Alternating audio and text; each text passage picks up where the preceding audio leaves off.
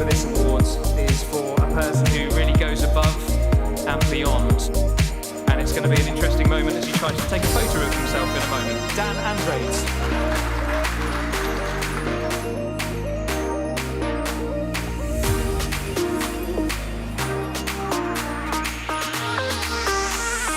In our game of heads or tails, it is a tails.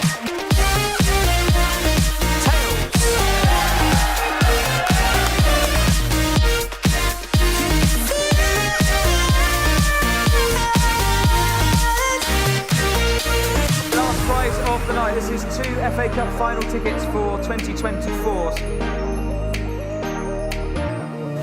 the winner of the over 35s is Luke Lemierre. So from the over 35s we move to the under 18s player of the season. Leandro Vieira.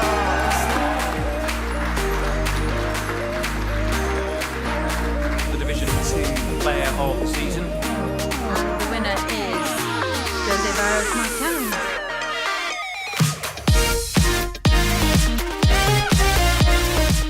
the winner of Division 1, Cliff Silver. The championship winner is Tom McAllister. Excellent. And the winner of the Women's Player of the Year is Sophia Rodriguez.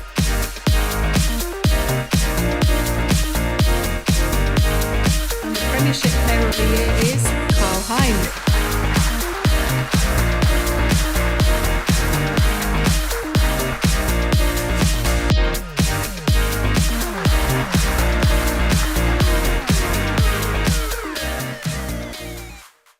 James Kerry with us, captain for the first time for Jersey men's in the Island Games coming up. James, how proud are you to be the captain of this squad going over to Guernsey? I think I'm just proud to be part of it, you know, to be part of Team Jersey, to go over to the Island Games, represent your island. Obviously it's a great week, fortunate enough to done it in the past, looking forward to doing it again this week in Guernsey. And how different is it playing for the island as opposed to playing club football? You know, I'm born and raised in Jersey. It's always like one of the proudest moments, putting on the badge. You know, Marathi's always a big occasion. Island Games are no different. You know, there's a lot of unknown opposition, and that's what's exciting for any player. So we're going to go over there. We've got a great bunch, great squad, great management, great preparation. So we're going to go over and enjoy the week, and you know, hopefully bring back a medal. Well, you mentioned the manager. There's been a change in that department, and how has he put his stamp on this squad? You know, he come in first session, told us how he wants us to play, what he expects from us, and you know, credit to Elliot, the rest of the management staff, you know, and credit to the players we've all brought in. You know, it's a collective effort, and that's what's going to win you and get you far in the tournament next week. So, you know, we've put in the hard work, we've put in the yards, we know what's expected of each other. He knows what to expect of us, and you know, we've got to go out and deliver now. And you've seen a few squads before, you've been in squads before. How is this one shaping up compared to the others? You know, I think every time it's a special moment, that squad. But you know, looking back, I was chatting to Luke Watson before. You know, we were lucky enough when we last won gold back in 2009. You know, squads have changed, people have come in, but you know, you look at the quality throughout, from Ewan in the gut sticks to Lorne up top. You know, there's strength and depth, youth and experience. You know, we've got a kind of a really good squad, and you know, everyone's fit, firing, ready to go, and you know, willing to contribute. And we know you've got 3 games back to back. How tough is that going to be? Oh, it's going to be a squad effort. You know, back to back. You know, everyone's in the same position though. You know, it's 3 90 minutes, and that's where the squad's going to win you the tournament. We've got to focus on the fundamentals. It starts off with being solid defensively. You know, we know we've got goals in the team, and you know, we just got to focus on getting out that group. You know, it starts with Gozo on Sunday. Well, good luck on Sunday. We hope you come back next Friday with the gold medal. Thank you very much. Go well. Cheers. We've got Libby Barnett, the captain of the Jersey women's team, going to the Island Games this weekend. Your final training session this evening, all complete. How excited are you about the upcoming games? Yeah, the girls are really excited. We're very, very excited as a squad. Obviously, we've been training hard for this, like you say, last training session before on the boat tomorrow. We're feeling prepared. We feel like we've done everything that's within our control, and we just can't wait to get on the pitch on Sunday. And what brand of football are the viewers going to get from you girls? They're going to get really exciting, aggressive football. We play in a style where we want possession of the ball, and if we don't have possession of the ball, then we'll do everything in our power to get possession of the ball as quickly as possible. So as I'm sure everybody knows, we've got a really great balance of some really young, exciting, quick players who love attacking football, they love scoring goals, and then that's kind of, like I say, balanced out with some really experienced players, really senior leaders of the squad that have played in many games before, so they equally want to score goals, and we want to make sure that ultimately we get 3 points from each game. And how has that mix of experience and youth worked going into this games? It's actually been really nice. I mean, what's nice about the women's football community, because there's few teams, we all know each other very, very well. So although there's a bit of an age gap sometimes, we're all friends. We know each other off the pitch. We played against each other or with each other for a long time. So it's nice to have a striker balance. The kids, I suppose, keep us young, and the wiser members of the squad kind of keep a rein and ensure that everybody's kind of kept motivated and kept on task. And yeah, I think it works really well. And the fitness levels, you're going to play 3 games back to back. How are they? Yeah, we've been training hard, like I say. We're feeling really fit. We've had thanks to Strive, who's supported with some nutrition stuff, and Joe Parkinson, who's been doing kind of like S&C sprint work to kind of condition our hamstrings, most importantly, for 3 games and 3 games, definitely through the group stages, and then hopefully onto the semi-final and the final. So yeah, like I say, whatever's in our control, fitness is in our control. We're feeling fit, we're feeling ready, so bring it on. And for you, what would success from these games look like? A shiny gold medal.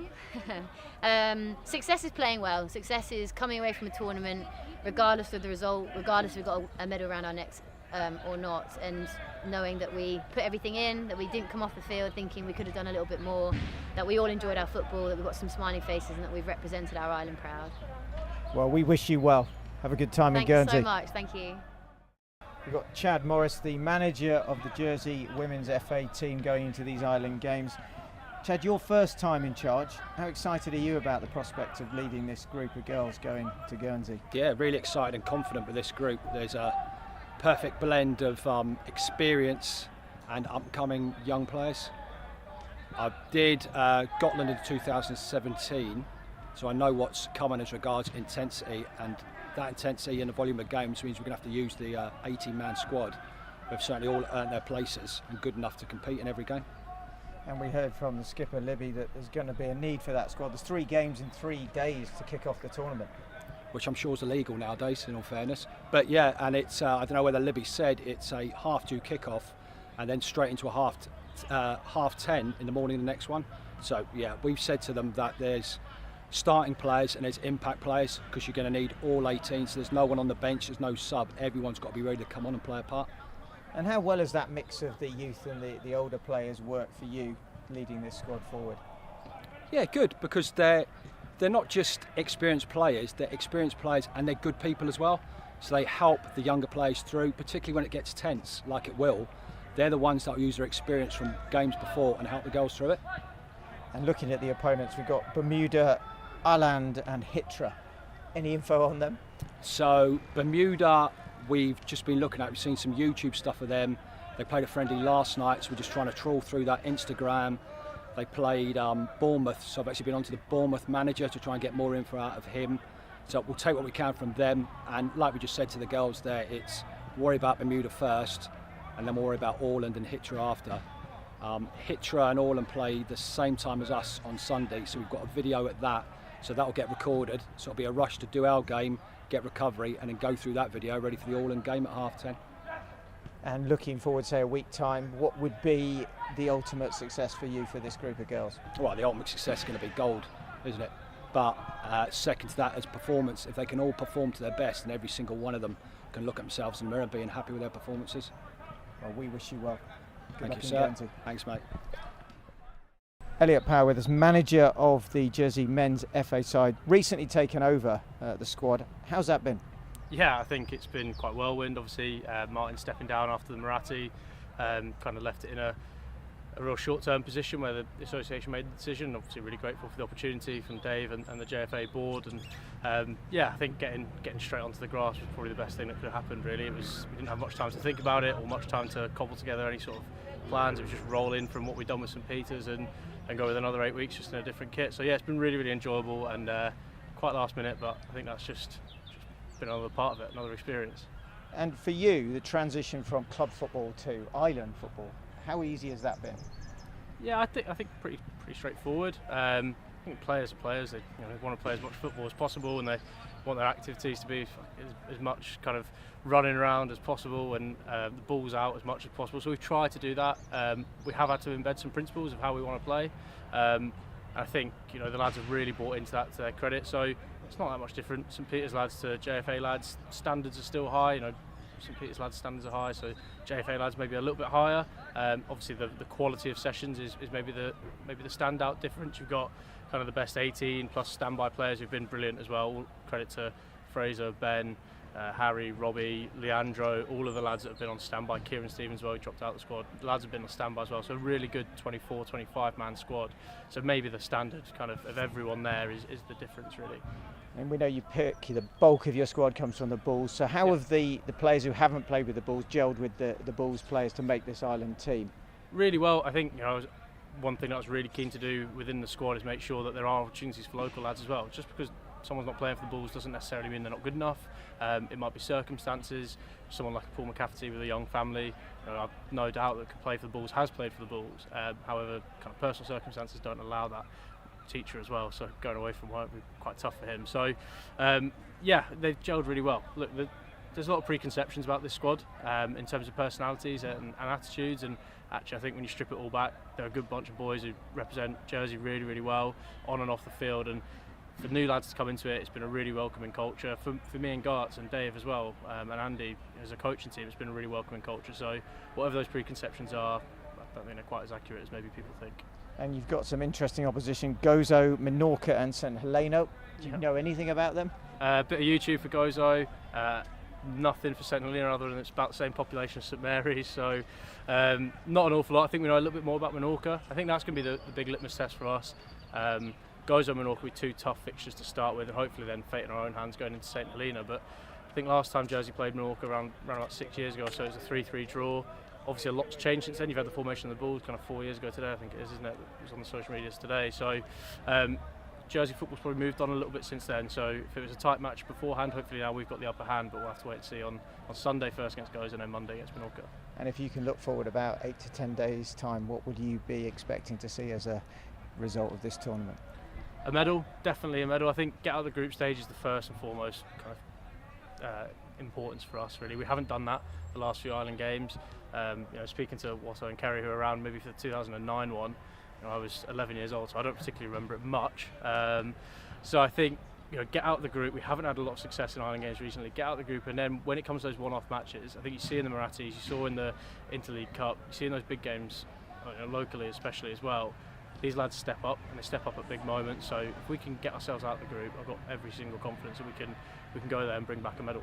Well, we wish you well, and so does all the population of the island. Go well. Thank you, mate. Cheers. So we got Luke Watson with us, member of the Jersey men's squad, a bit of a veteran of the Island Games. How are you looking forward to these ones coming up this weekend? Yeah, really looking forward to it. It doesn't matter how many you've played in, the same buzz will always be there. It's an exciting opportunity. I'm grateful that I'm in the squad. It's nice to be back amongst it, and all the lads can't wait to get going. The preparation's been brilliant. We've worked hard for 8 weeks, and we're in a good place, confident to go ahead and hopefully give a good account of ourselves over there. And from your perspective, how's your approach been different, if it has at all, going into this tournament? Not really, no. The Island Games, it's a special event. You don't know much about the other teams. Similarly, they won't know much about us. So preparation for every game of football for me is the same. Go into it confident that we're going to do well. We've got a great bunch of lads. The coaching staff have been brilliant from start to finish in the 8 weeks. And no, preparation will always be the same. We're confident we can go over there and give anyone a good game. Well, you've been parts of squads, as we've said. How different is the change in management to the approach to these games as there's been perhaps in the past from your perspective? Yeah, I mean every manager's different. To be fair, Elliot and his team have come in and put their own stamp on things, which they needed to do. They're different from previous managers. They've brought a fresh approach, and the lads have all taken to it. We're all behind him. We're all behind the whole staff, and we've come together really close. We're a really close knit unit, seeing as we've only been together 8 weeks. And a week on Sunday, you no doubt be looking to add your second gold medal. Of course, yes, that'd be brilliant. The first one still is a great highlight in my football career, and to go again and do that with this bunch of lads would be very special, yes. Well, wish you well, go well. Thanks, Howard. Yeah, I mean, playing for Jersey is the greatest honour. Everybody who I'm sure plays football locally would love the opportunity to pull on a Jersey shirt and represent our island. The final here at Springfield in front of a packed out crowd, in front of all our family and friends, it was just an incredible feeling, my favourite ever football memory. It's so important. Women's football's always developing, and it's so great to see young girls getting involved in sport. I've played from such a young age as well, and I think seeing role models in the sport, especially in a small place like Jersey, it's really inspiring. Like, I always just wanted to be kicking the ball around. It didn't matter if I was the only girl, I just wanted to play and run around, doing anything really, and luckily football was kind of my drive. Women's football is huge at the moment. When we look on the global stage, publicity, the promotion that the female game gets at the moment, it's never been stronger. Island Games is one of the few fixtures within our Jersey calendar. Besides the Island Games, we've only really got the Marathi. The JFA do work hard to put on representative games, but obviously with the cost of travel, trying to get off the island, sponsorship and funding being a sort of an all-time low for lots of organisations at the moment, the Island Games is one of the few opportunities that we get. Yeah, so when I was studying and playing football in America last year, it was the first day of pre-season, and I tore my ACL literally 10 minutes in the first drill, and then from then it's been out since. It was around 10 months, like I got cleared for a contact a few weeks ago, but from then I've been just running and training and trying to get my legs stronger. I'd be really disappointed. It's such a great community of people, and I'd hate to miss out on that. This is like my life pretty much, and even though I had an injury and I was out for a year, I still had that determination to get stronger and just believe in myself that I can get back to full fitness and just carry on with the game that I love. My name's Roisin Flynn, and I play for Jersey and Roselle Rovers Football Club. Libby Barnett, and I play for Jersey Wanderers and Jersey. I'm Natasha Keane, play for Jersey Wanderers and Jersey FA.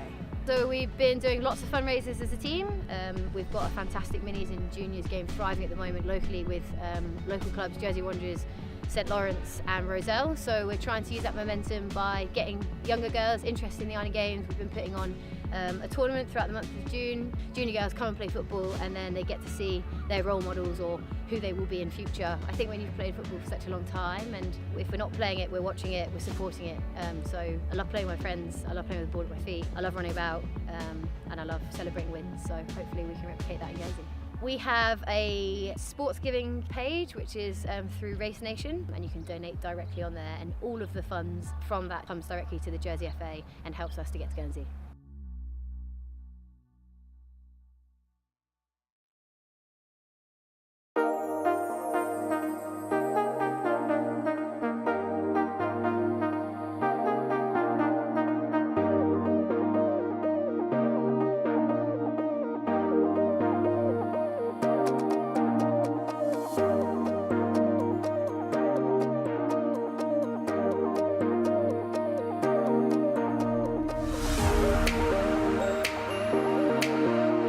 Ladies, gentlemen, distinguished guests.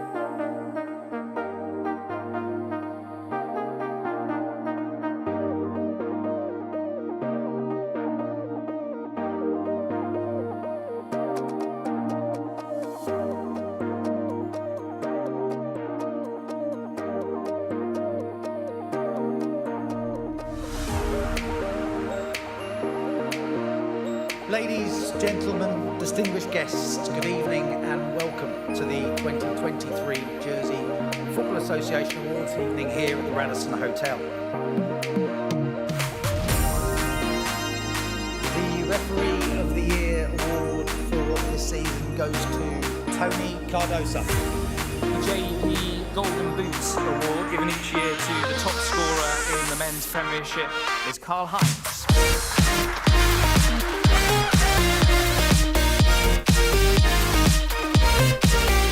To the women's top scorer, or in this case top scorers, Hannah Lynham and Sam Silver. The winner of the Walking Football Player of the Year, Nelson Azevedo. And the winner of the JFA Special Recognition Award is history maker Jack Cannon. He can now say that no one in the history of the Moratti Bars has played for Jersey more times than him. The criteria for this award is for a person who really goes above and beyond. And it's going to be an interesting moment as he tries to take a photo of himself in a moment. Dan Andres.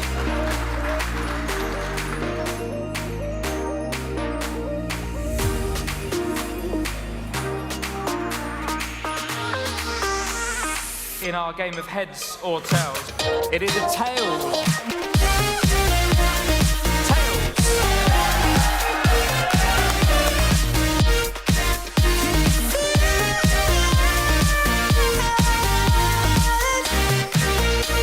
Last prize of the night. This is 2 FA Cup final tickets for 2024. So the winner of the over 35s is Luke Lomier. So from the over 35s, we move to the under 18s player of the season. Leandro Vieira.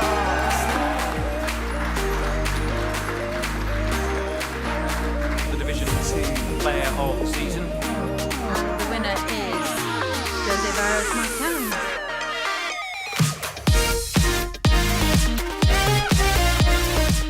The winner of Division 1, Cliff Silver.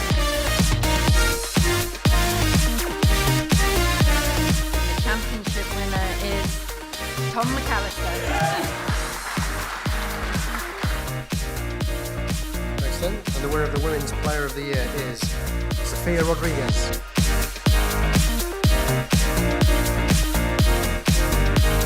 And the Premiership Player of the Year is Karl Heinz.